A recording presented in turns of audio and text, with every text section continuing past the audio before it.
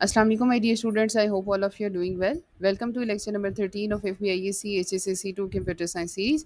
आज हम अपने चैप्टर नंबर 3 प्रोग्रामिंग फंडामेंटल का टॉपिक 3.3.2 जो कि पाइथन यूनिट टेस्ट है वो डिस्कस करेंगे। बेसिकली पहले हम ये देखेंगे कि पाइथन यूनिट टेस्ट होता क्या है, फिर हम यूज़ करते क्यों हैं, फिर इसके बेनिफिट्स क्या हैं या एडवांटेजेस क्या हैं वो डिस्कस करेंगे एंड देन एक पाइथन यूनिट टेस्ट हम रन करके बेसिकली अपने कोड के थ्रू और फिर उसको चेक करेंगे और देखेंगे कि ये किस तरीके से डिबगिंग प्रोसेस के अंदर हमारे लिए हेल्पफुल है। सबसे पहले ये समझते हैं कि एक्चुअली यूनिट टेस्टिंग है क्या। देखिए, यूनिट टेस्टिंग हमारी एक टाइप ऑफ टेस्टिंग है जिसके अंदर हम अपने हर कंपोनेंट और पार्ट को अलग अलग करके चेक करते हैं और उसकी फंक्शनैलिटी को चेक करके ये मेक श्योर करते हैं कि क्या हमारा सॉफ्टवेयर हमारी रिक्वायरमेंट के मुताबिक हमें आउटपुट दे रहे हैं और क्या हमारी रिक्वायरमेंट को मीट कर रहे हैं या नहीं कर रहा। So basically the process of testing each function और component as a unit separately is actually unit testing. Python के अंदर यूनिट टेस्ट की लाइब्रेरी अवेलेबल है जिसको यूज़ करके हम अपने कोड को बहुत आसानी से टेस्ट कर सकते हैं। और ये हम करते क्यों हैं, बेसिकली हम स्मॉल टेस्ट फंक्शन बनाते हैं और अगर हमें अपने हर फंक्शन को या हर कंपोनेंट को या हर पार्ट को बेसिकली आप कह सकते हैं जो हम एक यूनिट बनाते हैं उसको अगर हमने टेस्ट करना है और चेक करना है कि क्या वो अपनी रिक्वायरमेंट के मुताबिक हमें आंसर दे रहे हैं, तो हम जो प्रोसेस यूज़ करेंगे वो हमारा यूनिट टेस्टिंग कहलाएगा। और इसके तरीके से हम ये वेरीफाई कर सकते हैं कि क्या हर यूनिट अपना काम प्रॉपर्ली परफॉर्म कर रहा है या नहीं कर रहा। इससे क्या होता है, ये हमें हेल्प करता है ताकि हम आसानी से अपनी प्रॉब्लम्स यानी अपने एरर्स और बग्स फाइंड कर सकें। प्लस ये हम यूज़ करते हैं जब हमारे लिए मैन्युअली पॉसिबल ना हो और हमारा कॉम्प्लेक्स प्रॉब्लम हो और लार्जर नंबर ऑफ कोड्स हो, प्रोग्राम हो, तो फिर हम यूनिट टेस्टिंग को यूज़ कर सकते हैं और अपने कोड को आसानी से रन करके उसको एग्जीक्यूट करके चेक कर सकते हैं कि क्या ये हमारी रिक्वायरमेंट के मुताबिक हमें आउटपुट देगा या नहीं देगा।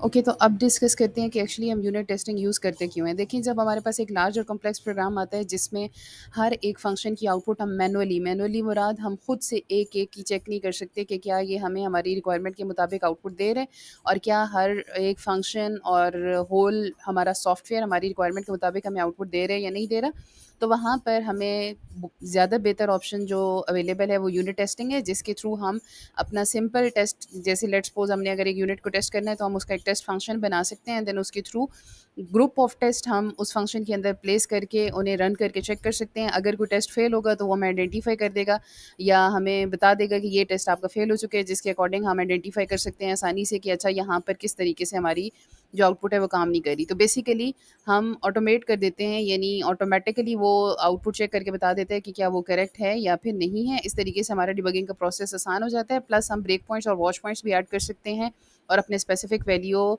जो वेरिएबल की है या फंक्शन की है उसको एनालाइज कर सकते हैं कि कहाँ किस स्टेप पे वो किस तरह की वैल्यू हमें रिटर्न कर रहे हैं, देन उसके अकॉर्डिंग उसको एनालाइज करके हम अपना बग जो है वो फाइंड कर सकते हैं। इस तरीके से हमारा जो डिबगिंग का प्रोसेस है वो ज़्यादा आसान हो जाता है और हम बेहतर तरीके से अपने डिबगिंग के प्रोसेस को परफॉर्म कर सकते हैं। तो अब ज़रा एक एग्जांपल को चेक कर लेते हैं कि ये कैसे बेसिकली हम टेस्ट फंक्शन बनाते हैं और उसको कैसे एग्जीक्यूट करते हैं और कैसे ब्रेक पॉइंट और वॉच पॉइंट ऐड करके हम अपने डाटा को ऑब्जर्व कर सकते हैं। ओके स्टूडेंट्स, तो यहाँ पर ये हमारे पास एक फ़ंक्शन है, उसका हमने एक टेस्ट फंक्शन बनाया और अब हम उसको चेक करते हैं कि ये किस तरीके से एक्चुअली काम करता है। पहले इसको अंडरस्टैंड करते हैं एंड देन इसकी एग्जीक्यूशन करते हैं। ये मैंने टाइप पहले इसलिए नहीं किया क्योंकि टाइपिंग में एक टाइम लगता और हमारी वीडियो लंबी हो जाती, तो जस्ट सिंपल सा एक फंक्शन है उसको पहले डिस्कस कर लेते हैं। आपकी बुक की एग्जाम्पल है। देखिए, सबसे पहले हमारे पास एक ऐड का फंक्शन हमने बनाया जो 2 पैरामीटर एक्सेप्ट कर रहे हैं। जिस तरह हमें पता है कि हम जब फंक्शन बनाते हैं तो डेफ का कीवर्ड लिखते हैं और फंक्शन को कोई पैरामीटर हम दे सकते हैं जो वो एक्सेप्ट करेगा। तो यहाँ ऐड का फंक्शन जो है वो 2 पैरामीटर एक्सेप्ट करेगा, ए और बी, और हमेशा उनका सम रिटर्न करेगा। अब इसको टेस्ट करने के लिए हमने एक टेस्ट ऐड का फंक्शन बना लिया और उसके अंदर हमने मल्टीपल टेस्ट केसेस बना लिए, यानी मल्टीपल टाइम हमने अपने फंक्शन कॉल करा के असर्ट के थ्रू, असर्ट स्टेटमेंट और फंक्शन के थ्रू हमने कहा कि हम चेक करेंगे कि क्या ये करेक्ट आंसर देता है या नहीं। बेसिकली हमने किया क्या कि हमने इसके अंदर मल्टीपल टाइम डिफरेंट वैल्यूज़ दे के, जैसे यहाँ आप देख सकते हैं हमने 2-3 वैल्यू दे के इसका रिजल्ट के आंसर के अंदर इसे स्टोर कराया, फिर 0-0 दे के हमने स्टोर कराया, फिर -1-1 करके दे इंटर करके और उसका आंसर रिजल्ट के अंदर स्टोर कराया और फिर हर एक को असर्ट के थ्रू चेक किया। अब ये असर्ट क्या है, बेसिकली ये एक स्पेसिफिक कंडीशन की बेस पे चेक करता है कि आपका आंसर जो है वो करेक्ट है। अगर हमारी कंडीशन ट्रू हो तो ये कोई एरर नहीं देता और अगर कंडीशन फॉल हो तो ये असर्शन एरर देता है। और यहाँ पर हमने ये असर्शन एरर इसे खुद यहाँ लिख के दे दिया ताकि अगर ये कंडीशन मीट ना करे तो हमें ये असर्शन एरर शो कर दे। फॉर एग्जांपल यहाँ पर क्योंकि हमने 2 और 3 दिया तो हमारा आंसर क्या है 5, तो हम क्या करेंगे कि अपने रिजल्ट को चेक करेंगे क्या वो इक्वल्स टू 5 है। अगर तो वो ट्रू होगा तो ये असर्शन हमें कोई एरर नहीं देगा, और अगर फॉल्स होगा तो ये हमने अपनी फॉर्मेटेड स्ट्रिंग इसको प्रोवाइड कर दी, ये हमें वापस रिटर्न कर देगा। यानी basically expected output 5 but got, जो भी गलत रिजल्ट हमारे पास आएगा वो यहाँ पर ऑटोमेटिकली इंसर्ट हो जाएगा, जैसा कि हम ऑलरेडी अपने पिछले प्रोग्राम के अंदर एफ स्ट्रिंग फॉर्मेट डिस्कस कर चुके हैं। फिर हमने अपना एक और टेस्ट केस यहाँ पर लिखा जिसके अंदर हमने कहा कि 0 0 हम दे के देखते हैं। इसका जो आंसर है ऑब्वियसली 0 + 0 हमें आंसर 0 चाहिए, तो हम यहाँ चेक करेंगे कि क्या आंसर 0 है। अगर तो आंसर 0 आता है तो हमारा असर्शन कोई असर्शन एरर नहीं आएगा, लेकिन लेट सपोज अगर ये आंसर 0 नहीं आता तो हम यहाँ पर लिख देंगे कि expected 0 but got result this, यानी जो भी रिजल्ट यहाँ पर गलत रिजल्ट होगा वो डिस्प्ले हो जाएगा। फिर हमने क्या कहा, -1 और 1 पास किया। अब -1 + 1 आंसर 0, सो इसका आंसर भी हमें क्या चाहिए 0। हमने दोबारा से असर्शन की जो है वो कंडीशन लगाई और उसमें हमने चेक किया, अगर तो ट्रू होगा तो आंसर मिल जाएगा, और अगर फॉल्स होगा तो ये हमारी जो एफ स्ट्रिंग है जो असर्शन एरर के तौर पे हमें वापस रिटर्न कर देगा। और अगर कोई असर्शन एरर नहीं आता तो एट द एंड ये कह देगा कि ऑल टेस्ट पास, और उसके बाद ये हमने फंक्शन यहाँ पर क्लोज कर दिया, क्योंकि ये सारे का सारा जितना कोड है ये इस टेस्ट ऐड का पार्ट है, लेकिन हम टेस्ट ऐड को कॉल नहीं करेंगे ऑब्वियसली वो एग्जीक्यूट नहीं होगा। तो यहाँ पर हमने अपने टेस्ट ऐड का फंक्शन जो है वो कॉल कर लिया। अब इसको रन करके एग्जीक्यूट करके चेक करते हैं कि ये क्या हमें करेक्ट आउटपुट देता है, क्या हमारे सारे टेस्ट केसेस अलग हैं। इसी तरह मल्टीपल टेस्ट केसेस यहाँ पर ऐड करके और उसको परफॉर्म करके चेक कर सकते हैं असर्शन अपनी कंडीशन के थ्रू, असर्शन स्टेटमेंट के थ्रू, कि क्या वो सही काम करते हैं। तो यहाँ पर आप देख सकते हैं कि ऑल टेस्ट पास्ड। अब क्या करते हैं कि ब्रेक पॉइंट्स के थ्रू भी हम जो है वो इसको ऑब्जर्व कर सकते हैं। अगर हम यहाँ पर मल्टीपल ब्रेक पॉइंट्स ऐड करते हैं, फॉर एग्जांपल एक ब्रेक पॉइंट यहाँ ऐड करते हैं, एक ब्रेक पॉइंट यहाँ ऐड कर देते हैं और एक यहाँ पर, तीनों असर्शन स्टेटमेंट में, और अब इसको रन करके चेक करते हैं और इसका वॉच पॉइंट ऐड करते हैं जिसमें हम रिजल्ट की वैल्यू को ऑब्जर्व करेंगे। सो हम जब इसको एग्जीक्यूट करेंगे तो एग्जीक्यूट करने के बाद हमें यहाँ साइड पे शो हो रहा है। अगर आपके पास ये रिजल्ट नहीं आता तो आप प्लस का बटन ऐड करके यहाँ रिजल्ट इंसर्ट करें तो आपके पास यहाँ रिजल्ट शो हो जाएगा।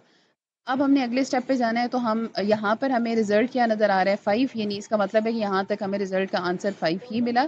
अगर नेक्स्ट स्टेप पे जाते हैं तो यहाँ पर अब आप देख सकते हैं कि हमारे पास जो है वो रिजल्ट अभी 5 ही है, क्योंकि अपडेट नहीं हुआ, यहाँ 0 0 पास होगा। अब नेक्स्ट स्टेप पे जाते हैं तो अब आप देख सकते हैं कि नेक्स्ट स्टेप पे जब हम गए तो ए क्या हो गया 0 और बी क्या हो गया 0, और यहाँ पर अभी तक क्योंकि रिजल्ट के अंदर ऑब्वियसली ये वापस आंसर जो रिटर्न करेगा वो स्टोर होगा, तो यहाँ इस ए के अंदर 0 गया, बी के अंदर 0 गया, ये एडिशन परफॉर्म करेगा, वापस आएगा और यहाँ पर हमें वापस इन जनरल आंसर रिटर्न करेगा। यहाँ पर हमें आंसर क्या मिला 0। इस पर नेक्स्ट स्टेप पे करते हैं तो यहाँ आंसर अपडेट हो गया, 5 चेंज होके क्या हो गया 0, यानी जो वापस वहाँ से 0 रिटर्न हुआ वो 0 यहाँ पर डिस्प्ले हो गया। और अब हमारा सेशन जो है वो चेक करेगा कि रिजल्ट क्या है 0, तो ऑब्वियसली 0 है। अब नेक्स्ट पेज पे चलते हैं।